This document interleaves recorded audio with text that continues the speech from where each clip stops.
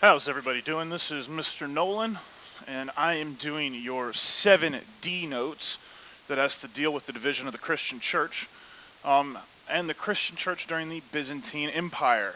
Here we go. All right, just a quick refresher. There's no notes to write down right now. I just want to remind you guys that after the year 476, which is significant because that's when the Western Roman Empire falls, after the year 476, here is what we end up having develop in the West. It's important to know this because it impacts the way the church will develop.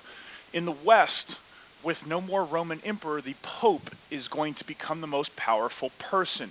He's going to have influence over many small, insignificant rulers in the parts of the world that we know as France, Germany, Spain, and Brittany, as well as Italy. Okay? The Pope is going to be the most powerful person there. There's no person over top of him. Part of that's also because all of these people are Catholic.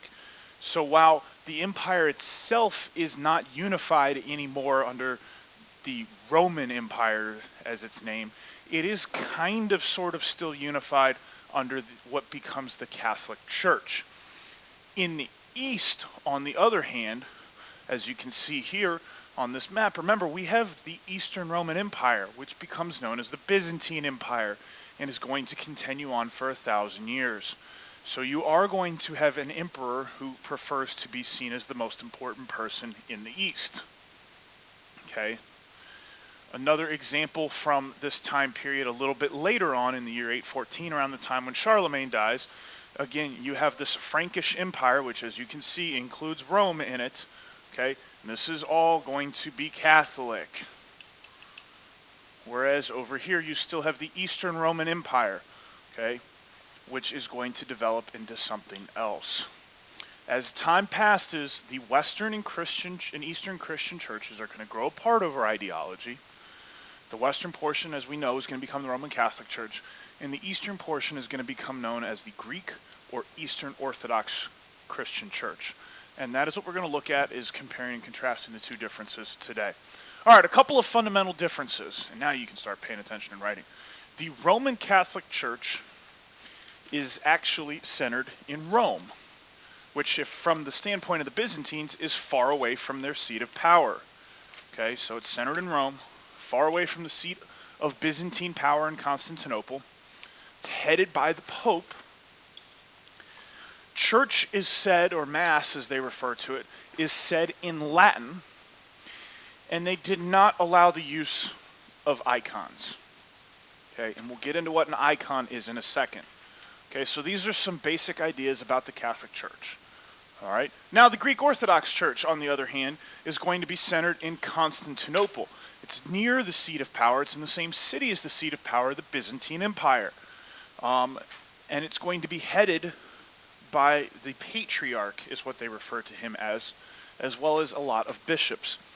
Now, the Greek Orthodox Church is going to allow Mass to be said in Greek, and they're also going to allow the use of icons. The language thing is kind of important because we all know now that Latin is a dead language. The influence that Latin has on us is the Romance languages. Spanish, French, Portuguese, languages such as that. So as Christian masses or Catholic masses are said in Latin, and they were until about 50 years ago, as they are said in Latin, people no longer know what is being said. They're just sitting there for an hour while someone's talking in a language they don't understand. The Greek Orthodox Church is going to allow services to be said in Greek, which is the language that the local people speak, so they can understand what's going on during a service and be a participant. Now, what is an icon? An icon is a statue or a painting that you could pray to, often of Christ or a saint. So this picture here is a picture of an Orthodox altar. Okay, and as you can see, all of the iconography there, all of the different pictures, all of the different saints that you can offer individual prayers to. Okay, sometimes a Greek Orthodox won't just pray to God, they'll pray to a specific saint for help. Now, a Catholic church, on the other hand, this is the interior of a modern Catholic church. Yes, you see Jesus up on the cross. You also see Mary and Joseph, but again, not as much with all of the saints like you saw in the Orthodox Church. Now, the other thing here is authority and doctrine is going to become a big factor here. The Roman Catholic Church, the Pope, now remember, there's no emperor in the West. The Pope is considered to be the most important person in the West. And priests must practice what is known as celibacy. All right, and celibacy, what that means, guys, is that the Roman Catholic clergy is not allowed to get married or have children, okay, or the acts involved. And then the last thing here is the Roman Catholic Church does not allow divorce. Even to this day, divorce is still a sin in the Roman Catholic Church and is not recognized. So all of those things are doctrine that the Catholic Church teaches. Over time, the Greek Orthodox Church is going to see that the emperor is still more important than the patriarch or the bishops. Okay? Again, remember, we still have an empire in the East.